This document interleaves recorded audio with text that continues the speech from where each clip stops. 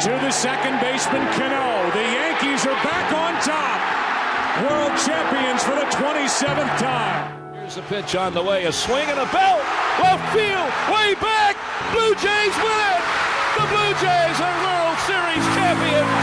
Touch them all, Joe. You'll never hit a bigger home run in your life.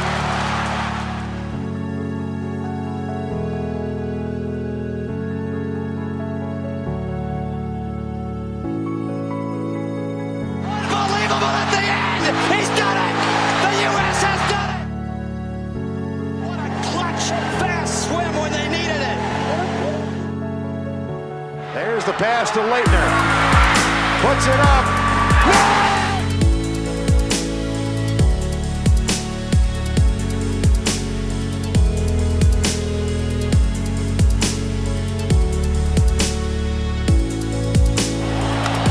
High fly ball into right field. She is gone.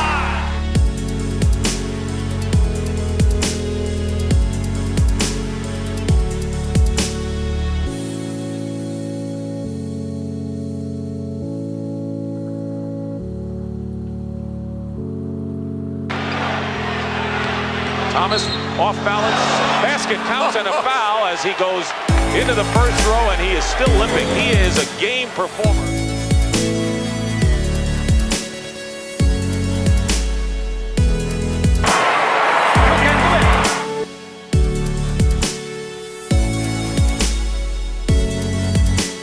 She is hurt badly.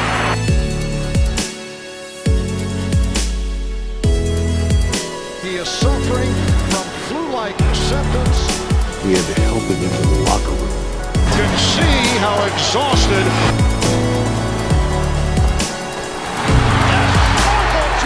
You win from within. Classic. Hi, my name is Spencer Mumford.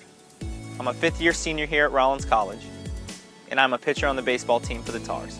The pinnacle of sports is winning the championship, especially if you were Joe Carter hitting the walk-off home run in the 1993 World Series or Vince Young scoring the winning touchdown in the 2005 National Championship. These images of the Yankees, Celtics, and other teams winning the championship have been shown repeatedly throughout my life. The euphoria shown between teammates, coaches, to realize all the hard work has paid off, to win at any cost. I want that feeling more than anything in this world. The videos repeated in our media emphasize the importance of winning in sports, but at what cost? Videos like Isaiah Thomas in the 1988 finals, Kerry Strong in the 1996 Olympics, and Michael Jordan with the flu in the 1997 finals are shown in sports culture as doing whatever it takes to reach the mountaintop. However, should youth sports culture try to be living up to these icon sports memories? My whole life I've been playing sports with the goal in mind of playing professionally and having my name in the Hall of Fame. The culture of winning in sports is something I'm enamored by.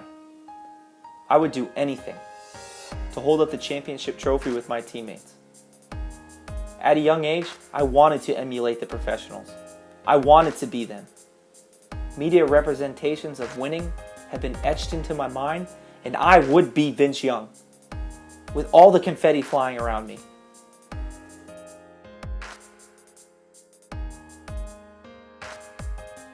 Little did I know that at the age of 16, my dreams of being a sports legend, like Michael Jordan or Derek Jeter, would become more unrealistic than it already was. And again, at 18 years old. Due to never sitting out and continually playing through pain at a young age, because of the need to succeed, to win, to make it, I had labrum surgery on my right shoulder of August 2008 as a 16-year-old. And once again in December of 2010 at the age of 18. I remember being in the examination room as a 16-year-old. A shoulder surgery wouldn't keep me down, not me. The surgery would stop the pain and get me back to where I was. At 16, I was having reconstruction surgery on my shoulder because it hurt so bad. I rehabbed and came back as quick as possible because I could not miss time. I had to get a scholarship. I had to get drafted. I played my junior year and senior year healthy. I lettered in 2 varsity sports, baseball and basketball, for all 4 years. I was all-county first team in baseball and all-county honorable mention in basketball my senior year. I played baseball that summer going into college, even though I had already had a scholarship to Hillsborough Community College. What was my necessity to not take time off? Why did I always have to play? I dove into a bag and retore my labrum because my shoulder was weak. By the age of 18, I had already had 2 shoulder surgeries.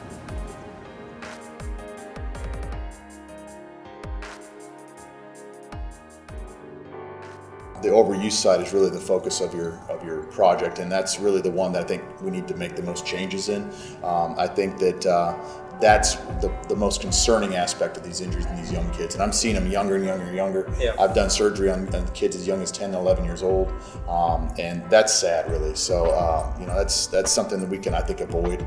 But I think that's the driving force of why we're seeing these injuries is the pressure from not only coaches but even their own parents, and certainly the media, and what they're just seeing around them, their friends and all that. I cringe when I hear about this camp and then this tournament and the pressure that if you don't do that, you're not going to make it to the next level, which is baloney. Have you seen an increase in younger athletes being injured? Yes, everyone has. And why do you think this is? We all know why it is. What happens now is, in the old days, you went out and you played sports, and you played basketball, you ran, you played ringo leave, you catch, whatever. Now what happens is everyone thinks in order to be really good and get a D1 scholarship or play D1, you pick one sport and that's all you do, so you do it over and over and over again. Kids' bodies aren't built for that. Hi, my name is Gabi Viljoen. I'm a junior at Rollins College, and I'm a slalom skier for the water ski team. Gabi is 22 years old. She's a 12-time national champion for South Africa. She holds the record for 4 different age groups. For 18 under, she was ranked 3rd in the world. In Europe, 18 under and 21 under, she was number 1. She's the only professional athlete I interviewed. Gabi's been training as a professional athlete since she was 11 years old. Now her body has begun to fight back. So the first surgery I had, I've had 2. The first surgery was 2009, so 6 years ago. And I had chronic pain in my shoulder. It would go on and off depending on how hard I trained, but when it was off, it was like a dull, achy pain that was there. When it was on, it was just excruciating. We decided that I had 2 weeks left in the States, and then I was going to Canada for it. I did a lot of pain management therapy, basically just being able to handle it, but nothing to try and heal it, and I was just trying to work through it, did a lot of taping and pain pills, that sort of thing. Peter Nicoletto is a sophomore here at Rollins College. He is a starting center fielder for the Tars baseball team.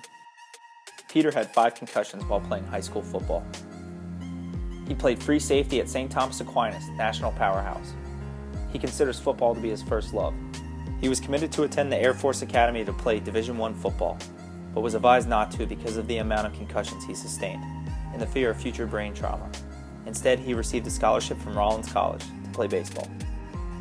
I had a heat stroke as a child after a football game. 8, 9. Do you remember that? Vaguely. I don't remember much of my childhood. When I was in Pop Warner, I played offense, defense, kickoff, kick return, punt return. Everything. I never came off. I do also feel a lot of I do have some forgetfulness in like my studies and stuff like that. My parents would ask me, "Oh, remember this time we went this place like when you were this old?" And I'm like, "No, I don't remember that." And my brother's like, "Oh no, you remember that? We were there. We talked about it a couple years back." Mm-hmm. And like, you remember that with that huge thing? Stupid instances. I just wouldn't remember it. I mean, there would be times when I would be in my last class period and look out of the window. I still do it quite a lot now. It's just habit. And I look and I see the trees moving, or if they're not moving, my mom would pick me up from school and I'd get home and I'd just start bawling my eyes out because I was like, I've got to go ski now. I'm like really sore, I'm really tired. Like, Mom, I don't want to do it. And sure enough, half an hour later, I was off skiing for the rest of the afternoon. But what happens is they play basketball 24/7, 12 months a year. Football, the same thing, and you don't give your body a break. And growing bones, growing plates, they get injured. You know, it's Darwinian. So the people that survive the overuse problem are the ones that get to the pro level and Division I level.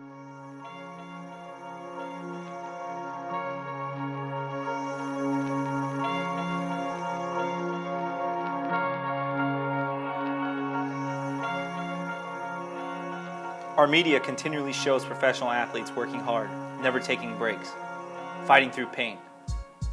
No pain, no gain. Pain is only weakness leaving the body. Media analysts portray this as being expected, but a youth athlete's body cannot handle playing through the flu, or an ankle injury, or arm pain.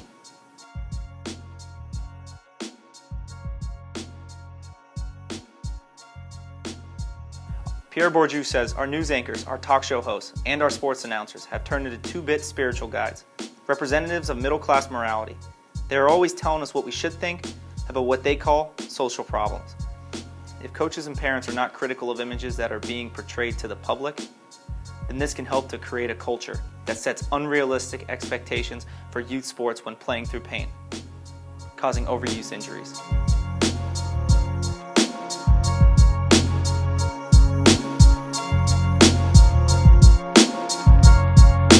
The process of playing hurt appear to be highly valued and respected by many athletes, coaches, fans, support staff, and media representatives.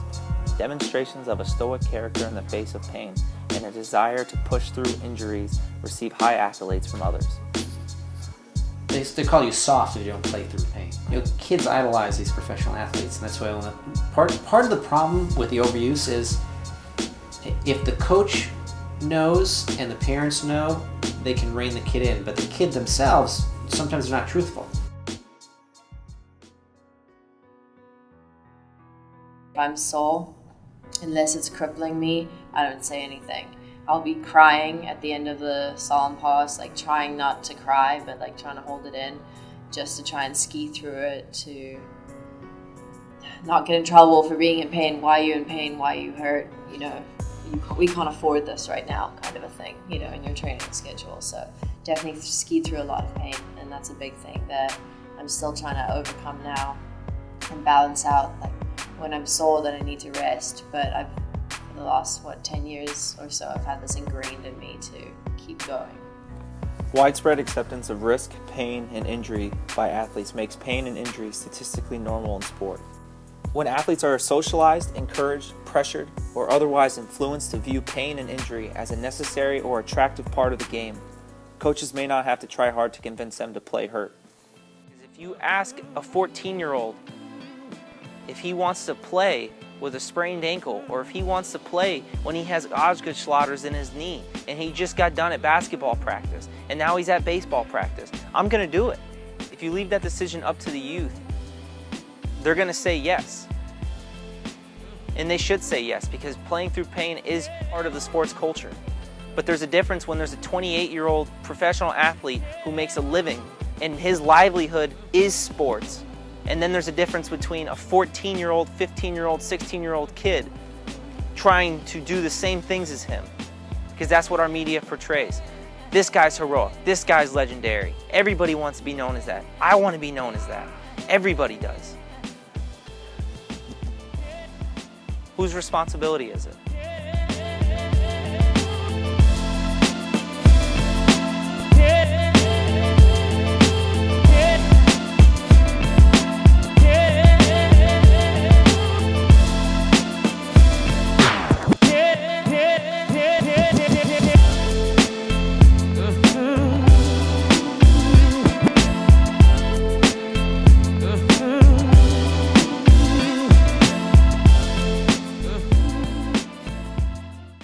You always gotta stick by your kid's side. You always gotta support them. You always gotta do what they want to do. You can't, if they're saying no for something, push them, but don't push them too hard.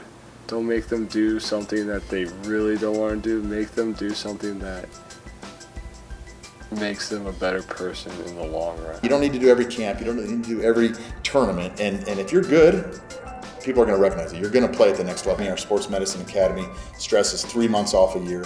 And that doesn't have to be 3 months in a row. It can be 1 month here, 1 month here, 1 month here. Everyone has to be on the same page, otherwise it's not going to work. So the doctors need to be on the same page. The player does, the coach does, the family does.